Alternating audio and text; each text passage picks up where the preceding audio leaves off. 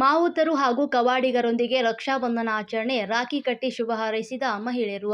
ದಸರಾ ಮಹೋತ್ಸವ ಆಚರಣೆಗಾಗಿ ಕಾಡಿನಿಂದ ನಾಡಿಗೆ ಬಂದಂತ ಗಜಪಡೆಯ ಮಾವುತರು ಹಾಗೂ ಕವಾಡಿಗರು ಮತ್ತು ಅರಣ್ಯ ಇಲಾಖೆಯ ಅಧಿಕಾರಿಗಳಿಗೆ ರಾಖಿ ಕಟ್ಟುವ ಮೂಲಕ ರಕ್ಷಾಬಂಧನ ಆಚರಣೆಯನ್ನ ಮಾಡಲಾಯಿತು.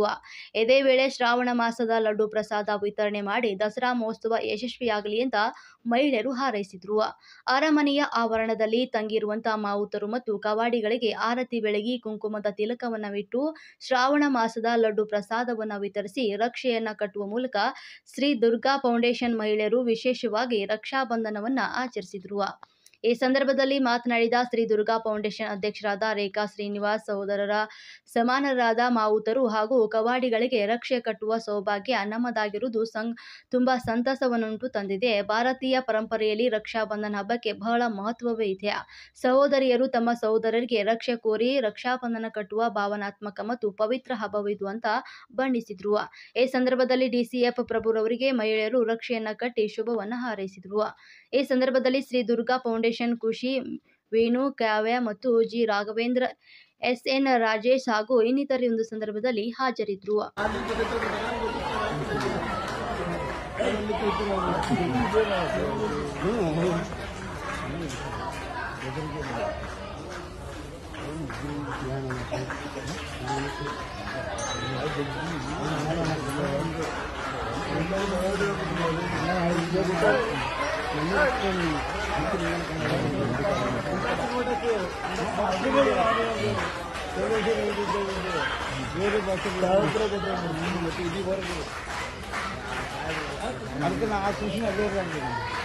ನಮ್ಮ ನಾಲ್ಕು ಜನ ಒಟ್ಟೊಟ್ಟಿಗೆ ಕಟ್ಬಿಡಿ, ಬೇಗ ಆಗುತ್ತೆ. 4 ಜನ ಹೋಗಿ ನಿಂತ್ಕೊಳ್ಳಿ. ಒಬ್ಬೊಬ್ಬರ ಕಟ್ಕೊಂಡು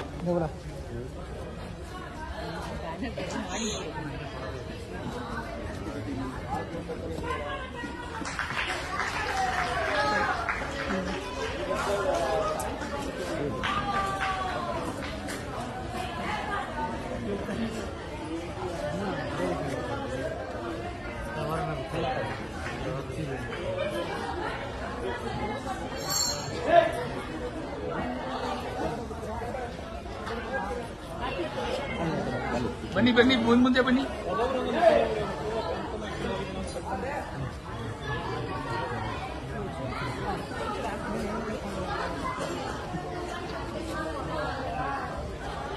ಮೇಡಮ್ ಹಿಂದೆ ಬನ್ನಿ, ಬೆಟ್ಟ ಬರಬೇಡಿ.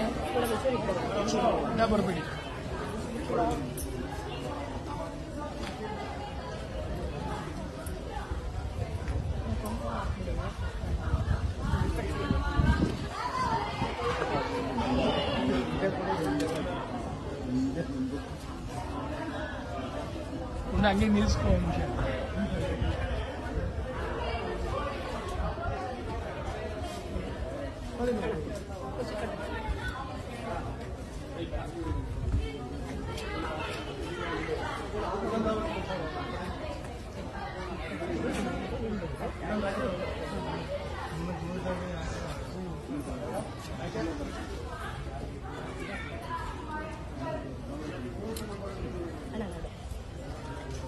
ಅಲ್ಲಿ ಕೊಡ್ತಾರೆ, ಬನ್ನಿ ಬನ್ನಿ.